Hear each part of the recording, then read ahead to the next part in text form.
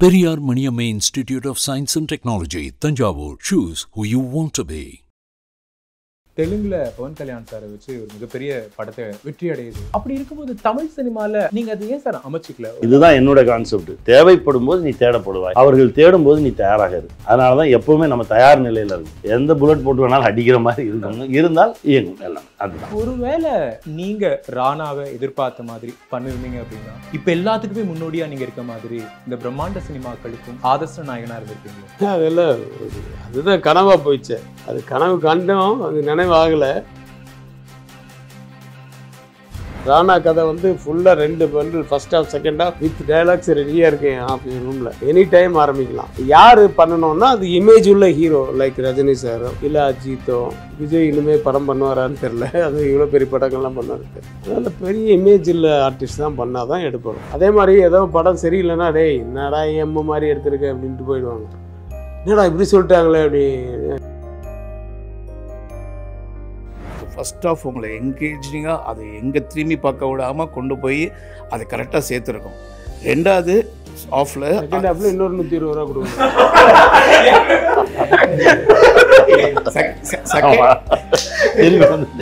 என்ன first half சொன்ன மாதிரி அந்த மாதிரி தோணும். செகண்ட் ஹாஃபும் வாட் நெக்ஸ்ட். அப்போ கடைசி கிளைமேக்ஸ் வரைக்கும் காக்க வந்து வாத்தியாரு அந்த மாதிரி ஒரு ஃபீல் கொடுத்துட்டே இருக்கும். என்றென்றும் நன்றியுடன் கே. சிவகுமார். படத்தின் இறுதி காட்சியை வெளியிடாமல் இருப்பது எங்களுக்கு மகிழ்ச்சியை தரும்.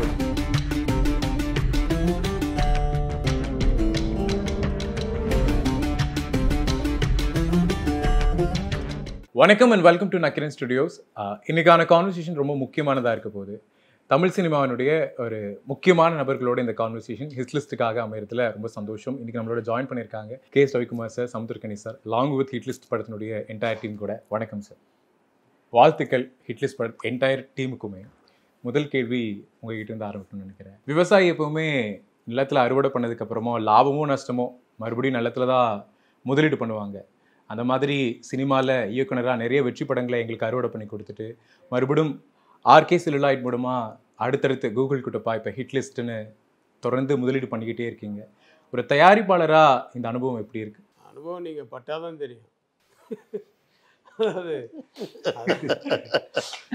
அது வந்து நம்ம சொல்ல முடியாது. என்னென்னா ஒரு ஆர்வத்தோடு நம்ம இறங்கிடுவோம். இறங்கினதுக்கு அப்புறமா வர பிரச்சனைகளை சமாளிக்கும் போது தான் ஐயோ ஏன்டா இறங்கணுன்ற மாதிரி இருக்கும்.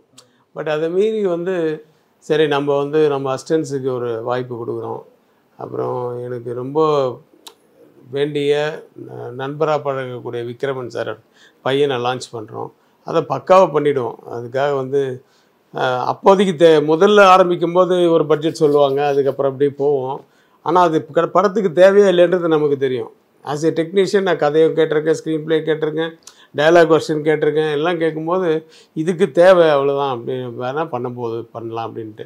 ஆனால் அது டைரக்டர்ஸ் கொஞ்சம் பிடிவாதமாக இருந்து பெரிய ஆர்டிஸ்ட் தான் வேணும் அப்படின்னு சொல்லிட்டு அண்ணனுக்காக ஒரு மாதம், கௌதம் தேவனுக்காக ஒரு மாதம், சரத்குமாருக்காக அவர் பிஸியாக இருந்தார். அப்போ ஆக்சுவலாக நாங்கள் புக் பண்ணும்போது அது பொன்னியின் செல்வனே ரிலீஸ் ஆகலை. ஆனால் அதுக்கப்புறம் பொன்னியின் செல்வன், அப்புறம் 2, அதுக்கப்புறமா நிறைய படங்கள் அவர் நடிச்சிட்டு இருக்கும்போது நடுவில் கேப்பில் கொடுப்பாரு.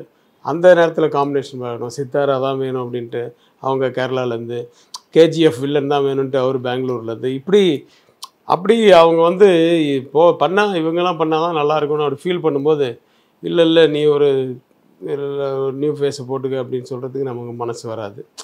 அதனால் அப்படி ஏறிட்டு போவோம் பட்ஜெட்டு. பட் அதை மீறி படத்துக்கு நம்ம செலவு பண்ணும்போது நமக்கு அந்த நேரத்தில் வந்து ரொம்ப திருப்தியாக தான் இருக்கும். ஏன்னா படமும் நல்லா வந்திருக்குன்னும் போது பார்த்து திருப்தியாக இருக்கும். ஆனால் ஃபைனான்ஷியலாக உட்காந்து பார்க்கும்போது, டேபிளில் பார்க்கும்போது இன்றைக்கி வியாபாரங்களே இல்லை. அதனால் வந்து கொஞ்சம் கஷ்டமாக இருக்குது. படம் ஓடிச்சுன்னா இதெல்லாம் மறந்துடும். சினிமாவில் என்னைக்காவது லைஃப்பில் ஒரு துவண்டு போகிற ஒரு நிலைமையில யாராவது இருக்காங்க, இல்லை லைஃப்பில் என்னைக்காவது ஜெயிக்கணும் அப்படின்னு நினைக்கிறாங்கன்னா சில பீப்புள்ஸ் நம்ம பார்ப்போம்ல, இவங்கெல்லாம் எப்படி இருந்து வந்திருக்காங்க, ரூட்டட்லி அவங்க எங்கே ஆரம்பித்தாங்க அப்படின்னு. நீங்கள் அதில் எப்போவுமே ஒரு முதன்மையானவராகவே இருக்கீங்க சார். உங்களுடைய வாழ்க்கை எங்கே ஆரம்பிச்சிச்சு, இன்னைக்கு சமுத்திரக்கனி அவர்கள் என்ன மாதிரியான படங்கள் இயக்குறாரு, என்ன மாதிரி படங்கள் நடிக்கிறாரு அப்படிங்கிறது.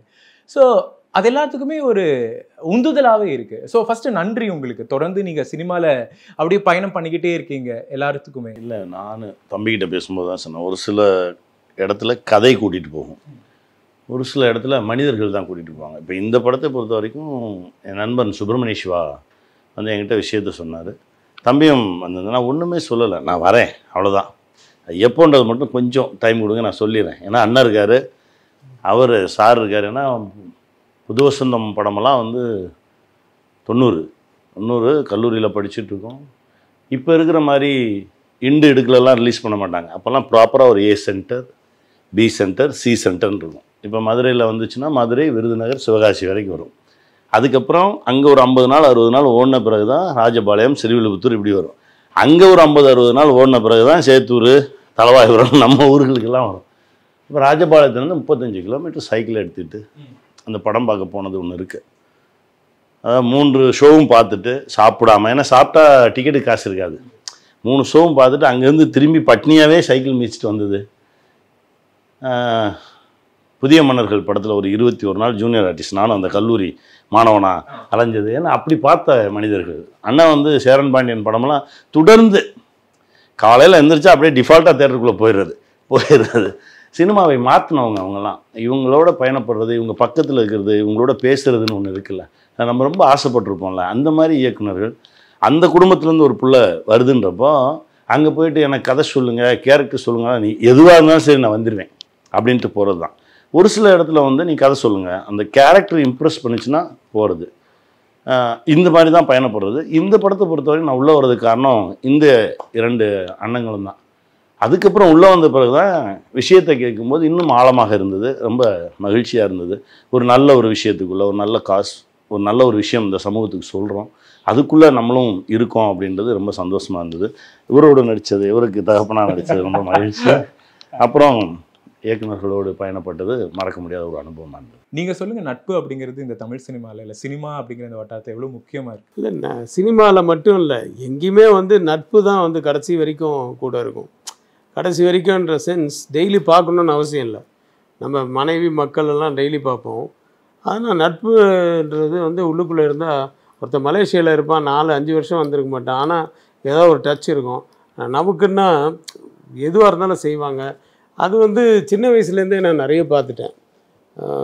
சினிமா இண்டஸ்ட்ரியிலையும் சரி, மலையிலையும் சரி. எனக்கு வந்து என்னுடைய ஸ்கூல் ஃப்ரெண்ட்ஸு ஒரு குரூப் இருக்குது, அப்புறம் காலேஜ் ஃப்ரெண்ட்ஸு ஒரு குரூப் இருக்குது. அதுக்கு அந்த மாதிரி இப்போ நிறைய வட்டங்கள், நட்பு வட்டங்கள் ஜாஸ்தியாக இருக்குது. ஏன்னா அங்கே தான் வந்து உண்மையாக இருக்க முடியும், நட்பில் தான் உண்மையாக இருக்க முடியும். மனைவி மக்கள்கிட்டே சிலது வந்து நம்ம மறைக்கிறதுக்கு சான்ஸ் இருக்குது. ஆனால் ஃப்ரெண்ட்ஸுக்கிட்ட எதையுமே மறைக்க மாட்டோம் இல்லையா? ஸோ எதுங்கையாவது ஏதாவது ஓப்பனாக பேசணும் அப்படின்னா அது வந்து நட்பு தான். அது வந்து நம்ம சோகமாக இருந்தாலும் சரி, சுகமாக இருந்தாலும் சரி, வெற்றி தோல்வி எல்லாத்துக்குமே வந்து அதே மாதிரி. ஏதோ படம் சரியில்லைன்னா, டேய் என்னடா எம்ம மாதிரி எடுத்துருக்க அப்படின்ட்டு போயிடுவாங்க. என்னடா இப்படி சொல்லிட்டாங்களே அப்படி, நண்பங்கிற ஒரு உரிமை. ஆமாம், அந்த உரிமையில். ஆனால் அவங்க சொன்னால் அது கரெக்டாக இருக்கும்.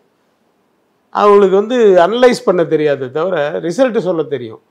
அவங்க ஆஸ் அன் ஆடியன்ஸாக அவங்க என்ன ஃபீல் பண்ணுறாங்களோ அதை சொல்லிடுவாங்க, ஓப்பனாக சொல்லுவாங்க. ஸோ அந்த மாதிரி ஆளுங்களை முதல்லையே கூப்பிட்டு காமிச்சிட்டா அப்புறம் இதில் என்ன கரெக்ட் பண்ணலாம், அப்புறம் அவங்க கூட உட்காந்து பேசும்போது ஆமாம் அந்த 3ஆவது இல்லை 4ஆவது இல்லை தெரில, அந்த இடத்துல கொஞ்சம் லேகாக இருந்துச்சுன்னா எதை சொல்கிறாங்கன்னு நமக்கு தெரியும். ஸோ இதெல்லாம் கூட எனக்கு ஹெல்ப் ஆகிருக்கு.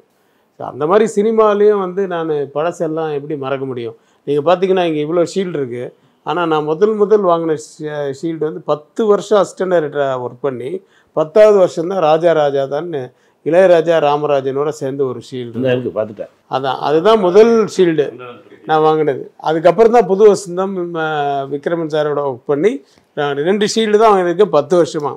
அதுக்கப்புறம் நான் ஒர்க் பண்ணது பார்த்திங்கன்னா ஒரே வருஷத்தில் 3 ஷீல்டுலாம் கூட வாங்கியிருக்கேன்.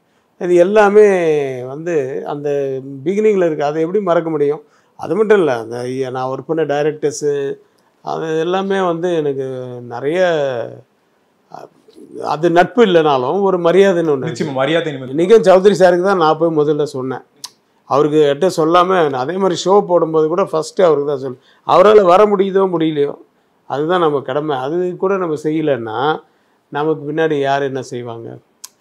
எனக்கு தெய்வ நம்பிக்கை ஜாஸ்தியாக உண்டு. நிறைய பேருக்கு இருக்கா இல்லாமல் போகும். ஆனால் ஒரு மனசில் வந்து ஒருத்தருக்கு நம்ம யாருக்கு மனசால் கூட ஒருத்தருக்கு துரோகம் பண்ணக்கூடாது அப்படிங்கிறது நான் வந்து ரொம்ப ஆணித்தரமாக நம்புகிறேன்.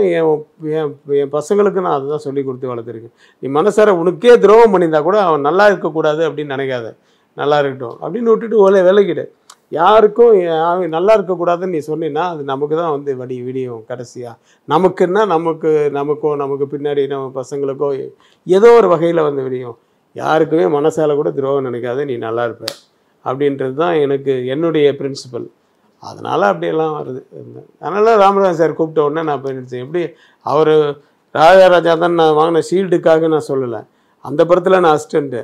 அதுக்கப்புறமா அவர் ஒரு படம் வந்து டைரக்ஷன் ப்ளஸ் ஹீரோ, அது வந்து ராஜ்கிரண் ப்ரொடியூசர், கஸ்தூரி ராஜா கதை வசனம், அவர் டைரக்டர் ஆகலை, நான் வந்து அசோசியேட்டு. நான் தான் ஸ்டார்ட் கேமரா ஆக்ஷன் சொல்லுவேன், அவர் நடிச்சிட்டு இருப்பார்.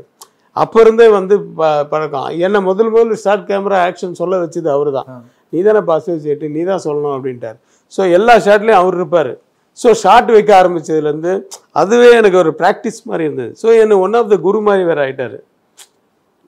அதுக்கப்புறம் அந்த படம் வரல, அது வேற விஷயம். அதுக்கப்புறம் ஒரே வருஷத்துல நான் டைரக்டர் ஆகிட்டேன். புரியாது ஆர்பி சௌத்ரி சார் உங்களுக்கு கால் பண்ணாங்கன்னு சொல்லுங்க. இல்லை புரியாது போதுன்னா அந்த புது வசந்தம் ஒர்க் பண்ணிட்டு இருக்கும்போதே நடுவில் இந்த படம் பண்ணேன். ஏன்னா புது வசந்தம் இப்போ போஸ்ட் ப்ரொடக்ஷன்லாம் இல்லை. அவர் வந்து நான் பார்த்துக்கிறேன் அப்படின்ட்டார், நீங்கள் உங்கள் வேலையை பாருங்கன்னாரு. நான் இந்த படத்துக்கு போனேன். அந்த படம் ஒரே மாதத்தில் அது வந்து நின்றுடுச்சு. ஏன்னா அது வேற ஒரு காரணத்தினால, பெத்தவ மனசு அது டைரியில். அப்புறமா பார்த்தீங்கன்னா ஒரே வருஷத்தில் நான் டைரக்டர் ஆகிட்டேன், கஸ்தூரி ராஜா டைரக்டர் ஆகிட்டார், ப்ரொடியூசர் ஹீரோ ஆகிட்டார். இவர் வெளியில் போயிட்டார், ஃபீல்டை விட்டே வெளியே போயிட்டார். அந்த மாதிரி ஒரு நிலைமை ஆயிடுச்சு. ஒரே வருஷத்தில் அப்படியே சேஞ்ச் ஓவர். அதுக்கேற்ற மாதிரி படங்களும் பார்த்தீங்கன்னா புது வசந்தம் அந்த மாதிரி சீசனில் வந்து எல்லாமே வேறு மாதிரி ட்ரெண்டே மாறி போச்சு ஃபுல்லாக. ஸோ அப்படி இதனால அவரால் மறுபடியும் வரல ரொம்ப நாள். பட் இருந்தாலும் பழசை மறக்கக்கூடாது. ரொம்ப உணர்வுபூர்வமாகவே அந்த விஷயத்த சொல்லியிருந்தாரு சார் நம்மளோட இன்டர்வியூவில். அது மறக்காமல் இந்த இடத்துல பதிவு பண்ணணும்னு எங்களோட ஒரு பிரிட்ஜாக இருந்து நான் அதை பதிவு பண்ணணும்னு ஆசைப்பட்டேன். சார் உங்களுக்குமே மதிப்பிற்குரிய திரு பாலா அவர்கள் எப்போவுமே அவர் வந்து பொது மேடைகளில் அவர் உங்களை வச்சு பேசும்போது நீங்கள் செய்யக்கூடிய நல்ல விஷயங்களை பாராட்டுவார். நீங்கள் ஏதாவது ஒரு இடத்துல ஏதாவது சில விஷயங்கள் அவருக்கு உடன்பாடு இல்லை அப்படின்னா அதை கூட பொது மேடையில் சொல்லுவார். ரொம்ப நீங்கள் கூட சொன்னீங்க, இது எனக்கு அற்புதமான உணர்வுபூர்வமான ஒரு தருணமாக இருக்குது அப்படின்னு சொல்லியிருக்கீங்க. நீங்கள் சொல்லுங்கள் சார், அவருடைய மரியாதை கலந்த அந்த உறவு அப்படிங்கிறது சினிமாவில் வார்த்தையில் சொல்ல முடியாது. அது ஒரு உணர்வு, அவ்வளோதான். ஏன்னா ஒவ்வொரு முறை பார்க்கும்போதும் அது இப்போ என்னென்னா பாலானன்ட்டு அமீரண்ணா வந்தார், அமீரண்ணன்ட்டு சசி வந்தார், சசி நானும் ஒன்றா சேர்ந்து ட்ராவல் பண்ணோம். இப்போ நானும் அமீர் அண்ணன்ட்ட பருத்தி வீரன் படத்தில் போய் கூட ட்ராவல் பண்ணேன். அது எப்படின்னா, நான் 2 படங்கள் இயக்கி என்னுடைய 2வது படம் தோல்வி படமான ஒன்று ரொம்ப சரி ஓகே எல்லா கோட்டையும் அழிச்சிட்டு திரும்ப 1வதுலேருந்து ஸ்டார்ட் பண்ணுவோம் அப்படின்னு சொல்லி தான் எல்லாத்தையும் அழைச்சி நான் திரும்ப போய் பருத்தி வீரனில் ஒர்க் பண்ணேன். அப்போ தான் எல்லாருக்குமான இணக்கம் உருவாச்சு. பாலாண்ணா வந்து இப்படியே பார்த்துட்டே இருப்பார். ரொம்ப பெருசாலாம் பேசிக்கிட்டு இதெல்லாம் கிடையாது. நாங்கள் 2 பேரும் ஒரு சின்ன சிரிப்பு இருக்கும், அவ்வளோதான். கடந்து போயிட்டே தான் இருப்போம். இந்த படைப்பு வரும்போது ரொம்ப ஆழமானோம். இந்த வணங்கானில் வரும்போது திடீர்னு ஒரு நாள் வந்து ஹைதராபாத்தில் இருக்கும்போது ஒரு கால் பண்ணார். என்னண்ணே அப்படின்னா, இல்லை நீ கொஞ்சம் கூட நில்ல அப்படின்னாரு. எனக்கு அந்த வார்த்தை ரொம்ப ஆழமாக தெரிஞ்சது. சரி நான் 2 நாள் வந்துடுவேன், நான் வரேன் அப்படின்னு சொல்லி 2 நாள் கழித்து நான் வந்து போய் பார்த்தேன். என்ன அப்படின்னு, இல்லைடா இந்த படைப்பில் இனி இருக்கணும், என் பக்கத்தில் இரு, எனக்கு இந்த படம் பண்ணுற வரைக்கும் அப்படின்னாரு. அவ்வளோதான். அதற்கு பிறகு படம் முடிகிற வரைக்கும் நான் எப்போல்லாம் போய் நிற்கணுமோ அப்போல்லாம் நின்று ஆல்மோஸ்ட் முடிச்சாச்சு. அந்த வார்த்தை இருக்குல்ல, அந்த வார்த்தை வந்து வாடா போடான்னு கூப்பிட்றது, டேய் அப்படின்னு சொல்கிறவங்க 2-3 பேர் தான் இருப்பாங்க. அதில் அவரும் மட்டும். இப்போ அமீரண்ணா கூட டேன்லாம் என்னை கூப்பிட மாட்டார், ஆனால் பாலாண்ணா டேன்னு தான் கூப்பிடுவார். அந்த மாதிரி எங்கள் கேபி சார் டேன்னு கூப்பிட மாட்டார், ஆனால் சுந்தர் கே விஜயன் சார் கூப்பிடுவார். இந்த மாதிரி ஒரு சில உறவுகள் இருக்குல்ல, இதை வந்து நம்ம அப்படியே வச்சுக்கணும். ஒரு சில உறவுகள் தான் அப்படியே பிடிச்சி வச்சுக்கணும்னு நினைப்போம். சேர அண்ணன் இந்த மாதிரி கொஞ்சம் பேர் இருக்காங்க. அவர்களோடு பயணப்பட்டது, அவங்க அண்ணன் தம்பின்னு இருக்கிறது, அது வந்து என்னென்னா நம்ம தனியாக ஒரு இண்டஸ்ட்ரியில் இருக்கோம், நம்ம தனியாக இருக்கோம் அப்படின்ற ஒரு ஃபீலே வராது. சேரண்ணன் கூட இருக்கும்போதெல்லாம் வந்து ஒரு அண்ணன் தம்பி அப்படி தான் இருப்போம். அது அண்ணன் தம்பின்றது வார்த்தையாக இருக்காது, அது உண்மையாகவே இருக்கும். நம்ம பண்ணுற தவறாக இருக்கட்டும் சரியாக இருக்கட்டும் எல்லாத்தையும் ஒரு தட்டி இப்போ சார் சொன்ன மாதிரி என்ன மாதிரி படாது அந்த மாதிரி ஓப்பனாகவே. இப்போ சசியெல்லாம் வந்தான்னா அப்படியே பார்ப்பான், நம்ம ஏதாவது ஒன்று சொல்லுவோம். முதல்ல கதை சொல்கிறது சசிகிட்ட சொல்லுவேன். அப்புறம் என் நண்பன் ஜாக்சன் ஆர்ட் டைரக்டரு, ஒரு 2-3 பேர் இருக்காங்க. அவங்ககிட்ட தான் முதல்ல வந்து ஒரு தாட் வந்துச்சுனாலே அவங்ககிட்ட தான் சொல்லுவோம். அவங்க பதில் பேசுனாங்கன்னா அதை கண்டினியூ பண்ணலான்னு தோணும். அவங்க ஒரு சிலர் வந்து நம்ம சொல்லி முடித்த பிறகும் பதிலே பேச மாட்டாங்க, வேறு டாபிக் பேசிடுவாங்க. சரி இது ஒன்றும் நடக்கலை போல் இருக்கு, அவங்கள எந்த வகையிலும் ஈர்க்கலை போல் இருக்கு, சரி அப்போ தள்ளி வச்சுருவோம்னு சொல்லி தள்ளி வச்சுருவோம். ஆனால் ஒரு சில கதைகள் பேசும்போது நம்ம சொல்ல ஆரம்பித்தோடனே அவங்க கூட வருவாங்க. கூட வராங்க அப்படின்னா அது வேற ஒரு படைப்பாக வரும். அப்படி வந்த படைப்புகள் தான் நாடோடிகள், போராளி, நிமிர்ந்தங்கள், இப்போ வரைக்கும் எல்லாமே. இந்த மாதிரி நண்பர்களை தாண்டி ஒரு இணக்கம், அது நண்பர்கள் அப்படின்றது நட்புன்றதான் எல்லாத்தையும் தாண்டின ஒரு விஷயம். அதையும் தாண்டி ஒரு விஷயம் இருக்குது அப்படின்னா அது இந்த மாதிரி எனக்கு கிடைச்ச ஒரு சொந்தம் தான். இன்னைக்கு தெலுங்கு சினிமாவை எல்லாரும் கொண்டாடுறாங்க, தெலுங்கு சினிமா உச்சத்தில் வச்சுருக்காங்கன்னா அது காரணம் பாகுபலின்னு சொல்கிறாங்க. பட் ஒருவேளை நீங்கள் ராணாவை எதிர்பார்த்த மாதிரி பண்ணியிருந்தீங்க அப்படின்னா இப்போ எல்லாத்துக்குமே முன்னோடியாக நீங்கள் இருக்க மாதிரி இந்த பிரம்மாண்ட சினிமாக்களுக்கும் ஆதர்ச நாயகனாக இருந்திருப்பீங்களோ? அதெல்லாம் அதுதான் கனவாக போயிடுச்சு. அது கனவு கண்டோம், அது நினைவாகலை. அது வந்து அப்போ ஆகலை. அது வந்து நான் உண்மையாகவே வந்து நான் வந்து தசாவதாரத்துக்கு அப்புறமா எனக்கு அடுத்த ஸ்டெப்பாக இருக்கணும் அப்படின்னு நினச்சது. அவர் வந்து எந்திரனுக்கு அப்புறம் அடுத்த ஸ்டெப்பாக இருக்கணும் அப்படின்ட்டு தான் இந்த படம் பேசணும். ஆக்சுவலாக பேசும்போது ஒரு அனிமேஷன் ஃபிலிமாக தான் பேசணும்.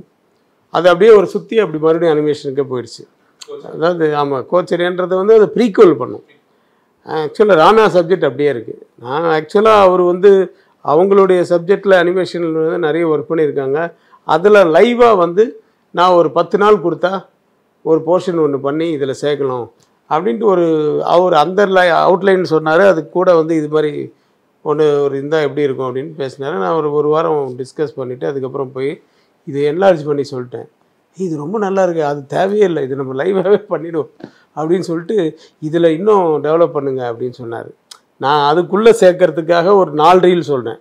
ஆனால் 10 நாளில் பண்ணுறீங்களா? நான் பண்ணிடுறேன் உங்களுக்கு அப்படின்னேன். ஆனால் அது வந்து அது ஆக்சுவலாக அப்புறம் ட்ரிபிள் ரோல் ஆகி அது மிக பெருசாக வந்துச்சு.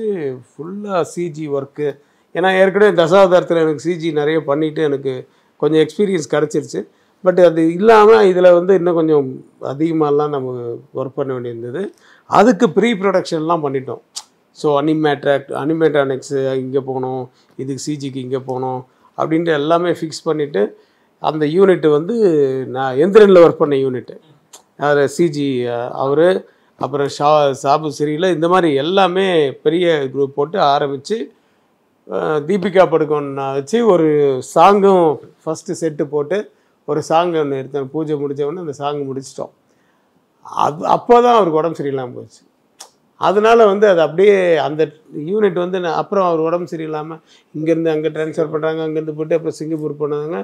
எல்லோரும் ஒருத்தருமே சார் என்ன சார் எவ்வளோ நேரம் ஆகும் சார், போஸ்ட்போன் தான் சொன்னாங்க.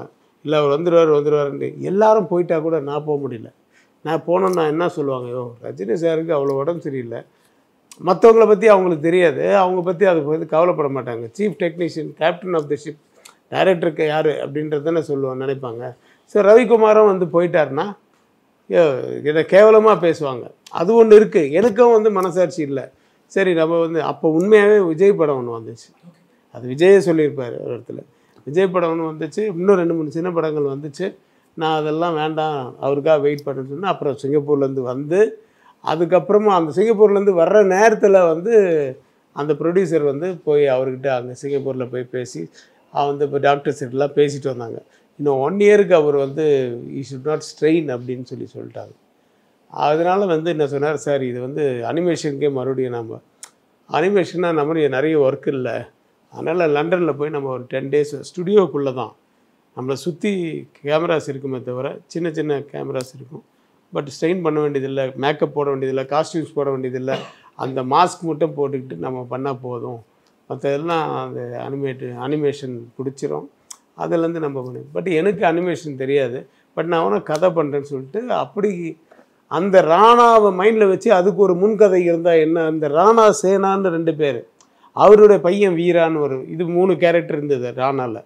இந்த ராணா வந்து வில்லன். ஆக்சுவலாக ராணா சேனாவுக்கு ஒரு அப்பா இருந்தால் எப்படி இருக்கும், ஏன் ராணா இப்படி ஆனா அப்படின்ட்டு யோசித்தோம். அந்த யோசித்ததுக்கு பேர் வந்து கோச்சரியான் அப்படின்னு வச்சோம். ஏன்னா கோச்சரியான்னு ஒரு கேரக்டர் இருந்திருக்கு, அன்றைக்கி இருந்திருக்கு, அதெல்லாம் அந்த ஹிஸ்ட்ரியில் படிக்கும்போது வரும்.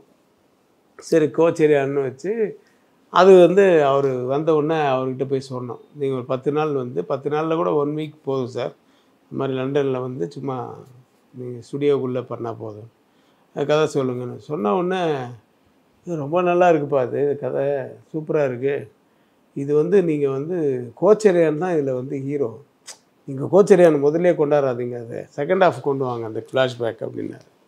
சரின்னு ராணா சேனான்லேருந்து கதையை ஆரம்பித்து அவர் கதையெல்லாம் ஆல்டர்னேட்டிவ்லாம் சொன்னார்.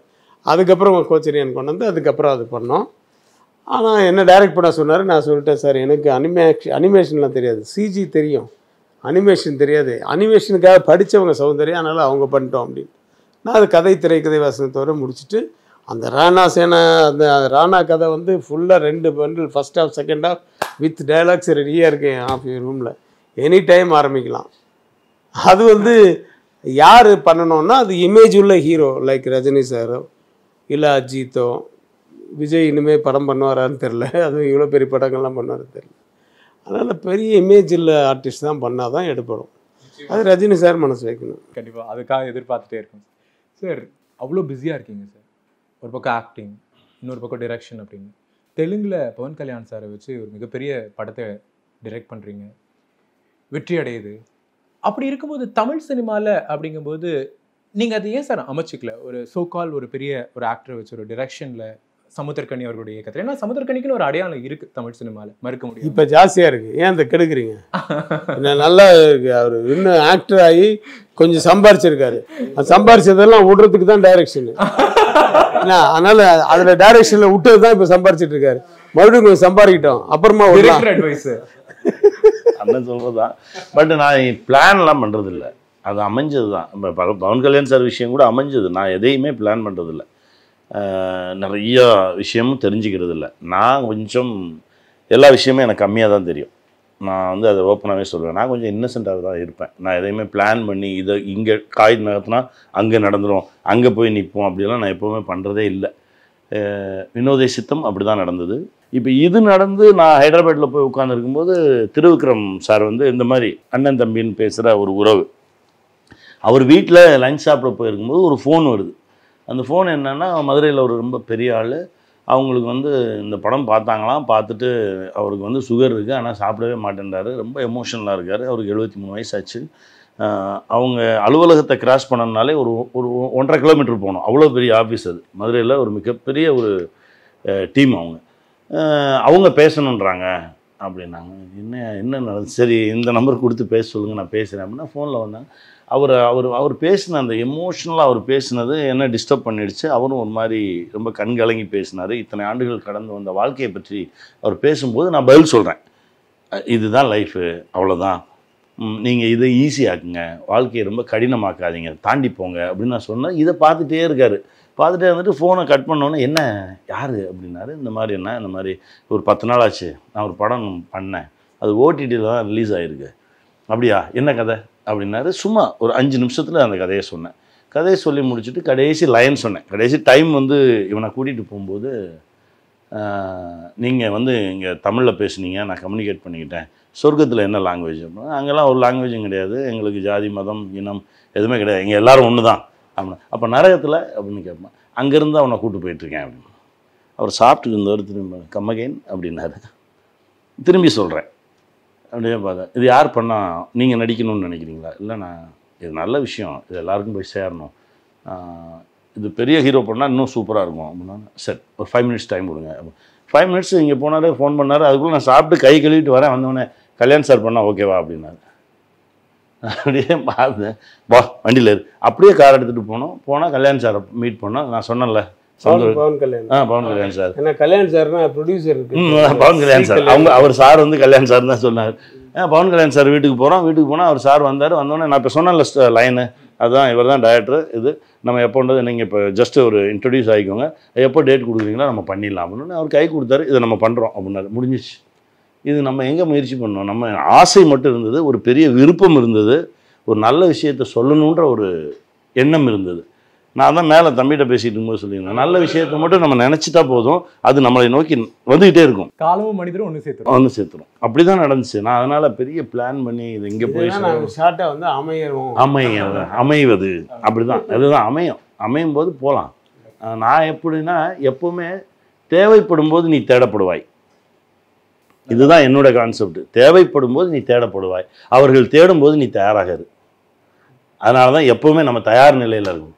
எந்த புல்லட் போட்டு வேணாலும் அடிக்கிற மாதிரி இருக்கணும், இருந்தால் இயங்கும் எல்லாமே. அதுதான் இவ்வளோ காஸ்டிங்கோட ஒரு ப்ரொடக்ஷன் ஹவுஸ், ஒரு சோ கால்ட் ப்ரொடக்ஷன் ஹவுஸ் நமக்கு அப்ரோச் பண்ணால் அதை அப்ரூவ் பண்ணுவாங்களான்னே தெரில. பட் நம்மளோட குருநாதர் அதுக்கு வாய்ப்பு தராரு அப்படிங்கும்போது அதில் இருக்கக்கூடிய முக்கியமான விஷயங்கள், அதில் இருக்கக்கூடிய இம்பார்ட்டன்ஸ் என்ன, அதோட வேல்யூஸ் என்னென்னு புரிஞ்சு ஒரு படத்தை ஹிட்லிஸ்ட்டை ரெடி பண்ணி இன்னைக்கு லான்ச் வரைக்கும் கொண்டு வரதுல எவ்வளோ தூரத்துக்கு ஒரு இம்பார்ட்டண்ட்டாக இருக்குது. அதான் இந்த கதை முடிவானதுக்கு அப்புறமே பார்த்தீங்கன்னா, இப்போ நம்ம ஒரு புதுசாக ஒரு கேஸ்ட் ஒருத்தரை போட்டு அவங்களது அவுட்புட் எப்படி வரும்னு தெரியாது. பட் ஏற்கனவே பார்த்தீங்கன்னா எஸ்டாப்ளிஷான ஆர்டிஸ்ட்டாக இருந்தாங்கன்னா நமக்கு தெரிஞ்சிடும் இப்படி தான் நமக்கு அவுட்புட் வரப்போகுது அப்படின்னு சொல்லிட்டு. அப்படி தான் அந்த ஒரு கேரக்டருக்கு சமுத்திரகனி சார் தான் வேணும் அப்படின்னு சார்கிட்ட போய் சொன்னோம். ஓகே அப்படின்னாரு. ஸோ சுப்பிரமணிய சிவா சார் அவர் வந்து ஏற்கனவே சில படங்கள் ஒர்க் பண்ணியிருக்கோம் அவர் கூட.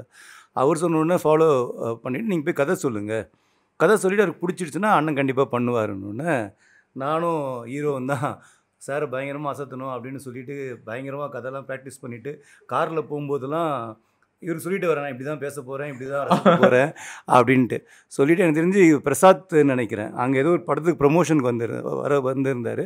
ரூமில் வெயிட் பண்ணியிருந்தார். சரி அப்படி ரெடியாக உள்ளே போனால் வாங்க உட்காருங்க அப்படின்னாரு. எப்போ ஷூட்டிங்கு? சார் நீங்கள் டேட் கொடுக்கும்போது தான் கதை அப்படின்னு. எதுக்கு?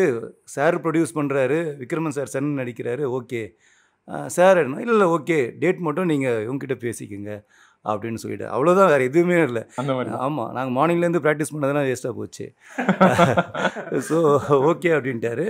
சார் சொல்லுங்க, ஏதாவது 2 இயக்குனர்கள் இருக்காங்க ஒரு படத்தில் அப்படிங்கும்போது இந்த கேள்வியை நம்ம முந்தைய படத்துலையும் கேட்டிருந்தோம். அந்த டெசிஷன் மேக்கிங்னு ஒன்று இருக்குல்ல சார், என்னதான் 2 டைரக்டர்ஸ் ஒரே பயணத்தில் பயணம் பண்ணும்போது இல்லை இது வேணாம் அது வேணான்னு ஆரோக்கியமான ஒரு டிஸ்கஷன் இருந்தாலும் அது ஃபைனலாக முடிவு பண்ணுறது அப்படிங்கிறது எப்படி இருக்கும் சார்? அப்படி இல்லை, நாங்கள் ஸ்பாட்டுக்கு போகிறதுக்கு முன்னாடியே நாங்கள் பிளான்டாக இது தான் இருக்க போகுது, இது தான் செய்ய போகிறோம், இதை தான் எடுக்க போகிறோன்னு சொல்லி எங்களுக்குள்ளேயே அந்த இது இருந்ததுனால அங்கே போய் பெருசாக டிஸ்கஷன் பண்ண மாட்டோம். இன்னொன்று வி ஆர் ஸோ கிளியர். எங்கள் குரு எங்களுக்கு சொல்லிக் கொடுத்தது ஆர்டிஸ்ட் முன்னாடி போய் குழம்பி டிஸ்கஸ்லாம் பண்ணக்கூடாது. அந்த விஷயம் தெளிவாக இருக்கிறதுனால அந்த டிஸ்கஷன் போகாது எங்களுக்குள்ளே.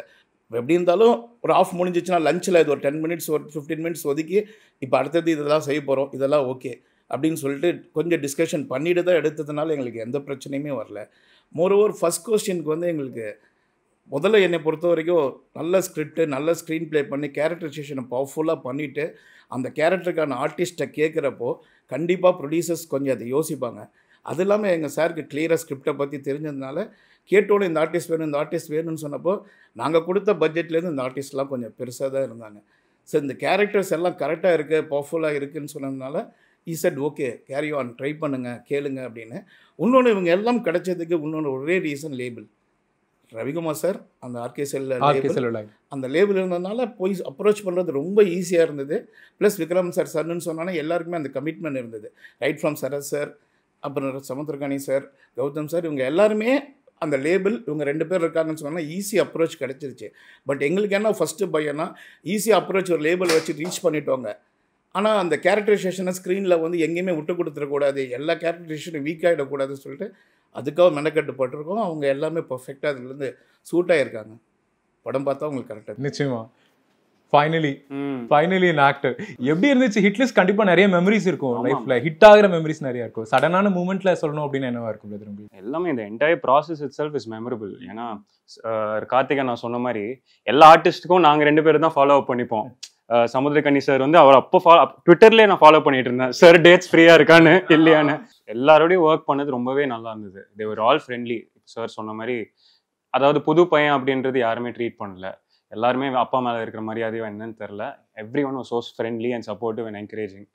அதான் எனக்கு இது ஒரு பெரிய பிளெஸிங் தான். நீங்கள் சொல்லுங்கள், மறுபடியும் நான் 120 ரூபா டிக்கெட் கொடுத்து நான் வந்து பார்க்குறேன் அப்படிங்கும்போது what are the things going to connect with me இந்த படம் அப்படிங்கிறது? 120 ரூபா டிக்கெட் சொன்னீங்களே, அதுக்கு ஃபஸ்ட் ஆஃப் உங்களை என்கேஜிங்காக அது எங்கே திரும்பி பார்க்க விடாமல் கொண்டு போய் அதை கரெக்டாக சேர்த்துருக்கோம்.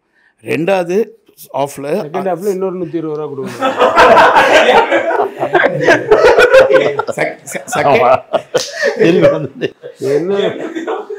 செகண்ட் ஆஃபில் we have some social responsibility, அதையும் சேர்த்து சொல்லியிருக்கோம். அதனால் வந்து இது வந்து ஓவரால் வந்து இந்த துப்பாக்கி இந்த போதை அந்த கலாச்சார படங்கள்லாம் கிடையாது. அதையும் தாண்டி அதில் சோசியல் இன்ஃபர்மேஷன்ஸும் இருக்குது. ஃபஸ்ட் ஹாஃப் நான் சொன்ன மாதிரி அந்த மாதிரி தோணும். செகண்ட் ஹாஃபும் வாட் நெக்ஸ்ட் அப்போ கடைசி கிளைமேக்ஸ் வரைக்கும் ஊஸ் ஹீரோ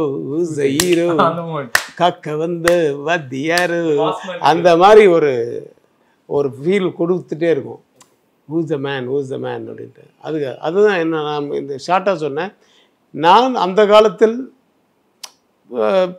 முதல்ல நான் பண்ண படம் புரியாத புதிர். இன்றைக்கும் நல்ல பேர் இருக்குது அந்த படம். அப்படி ஒரு சஸ்பென்ஸ் த்ரில்லர், பட் வித் அதுலேயும் ஃபேமிலி சென்டிமெண்ட் இருக்கும், லவ் சென்டிமெண்ட் இருக்கும். அதில் சித்தாரா அண்டு இது வந்து ரஹ்மான் லவ் சென்டிமெண்ட்டில் தான் பண்ணியிருப்பாங்க. ஒரு இன்ட்ரெஸ்ட் க்ரியேட் பண்ணக்கூடிய ஒரு சப்ஜெக்டு.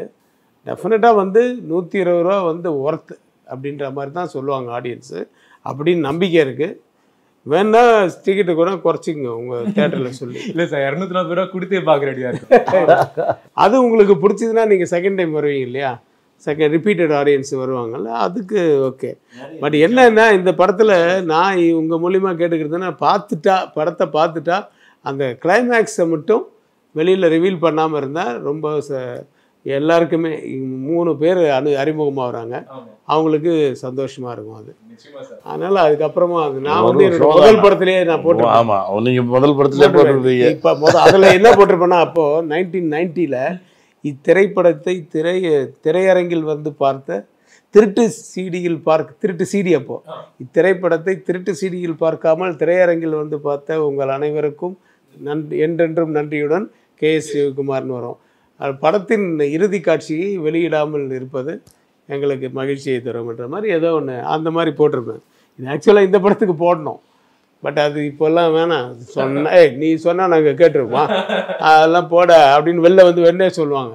அவங்களுக்கா தோணும், பாவம் சொல்லக்கூடாதுடா, அதுக்கப்புறம் இன்ட்ரெஸ்ட் போய்டும்ட்டு அவங்களுக்கு தோணும். டெஃபினட்டாக நல்ல இன்னைக்கு இருக்க ஆடியன்ஸ் எல்லாமே எஜுகேட்டட் அண்ட் நல்ல மூளை இருக்கவங்க தான். ஆனால் மூளை இருக்கிறவங்க நல்ல புத்திசாலிக்கு தான் இன்னைக்கு வந்து படம் பார்க்குறாங்க. அதனால் அவங்க சொல்ல மாட்டாங்க. அப்படி சொல்லிட்டு அவங்களால நம்ம சொல்லிட்டோம்னா முட்டாள் ஆயிடுவோம் அப்படின்னு ஒரு ஃபீல் வரும். May 31st ஹிட் லிஸ்ட் கண்டிப்பாக தேட்டர்ஸில் தமிழ் சினிமாவில் ஒரு பெரிய ஹிட் லிஸ்ட்டாக மாறணும். உங்கள் எல்லாத்துக்குமே நன்றிகள். என்னோட வாழ்க்கையில் மறக்க முடியாத ஒரு தருணத்தை ஏற்படுத்தி கொடுத்துருக்கீங்க நீங்கள் 2 பேருமே. உங்களுக்குமே என்னுடைய ரொம்ப ரொம்ப நன்றி. Thank you so much. தேங்க்யூ. தமிழகத்தின் அரசியல் புலனாய்வு வரலாறு நக்கீரன் பப்ளிகேஷன்ஸ். இந்த கோடை விடுமுறையை புத்தகங்களுடன் கொண்டாடுங்கள். கோடை காலத்தை முன்னிட்டு ஏப்ரல் 23 முதல் மே 30 வரை நக்கீரன் வெளியீடுகளான அனைத்து நூல்களுக்கும் 25% சிறப்பு தள்ளுபடி. புத்தகங்களால் கோடையை கொண்டாடுவோம்.